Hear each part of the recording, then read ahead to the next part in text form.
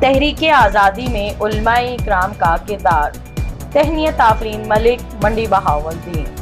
برصغیر میں جنگ آزادی، تحریک آزادی سے تعمیر پاکستان تک جو کردار علماء اور مشائخ نے نبھایا وہ اسلامی تاریخ کا درخشندہ باب ہے جو رہتی دنیا تک پوری آب و تاب سے چمکتا رہے گا۔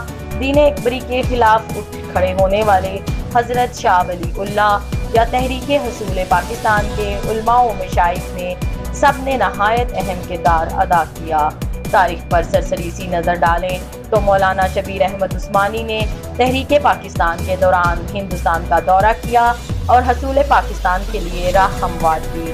آپ نے فرمایا، مسلم لیگ اسلامیہ نے ہند کی بہتری کے لیے ہر لمحہ کوشاں ہے اور دشمنان اسلام کا مقابلہ کر رہی ہے۔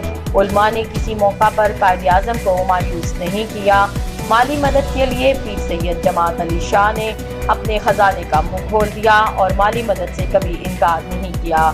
ابو الحسنات سید محمد احمد قادری نے تحریک پاکستان میں بڑھ چڑھ کر حصہ لیا۔ آپ نے کہا، میں اعلان کرتا ہوں کہ علماء و مشائخ اہل سنت اسلامی حکومت کے قیام کی تحریک کو کامیاب بنانے کے لیے ہر امکانی قربانی کے واسطے تیار ہیں۔ قائد اعظم کی دعوت پر مسلم لیگ میں شمولیت اختیار کرنے والے محمد امین الحسنات نے صوبہ سرحد میں کانگریسی رہنماؤں کا ڈٹ کر مقابلہ کیا۔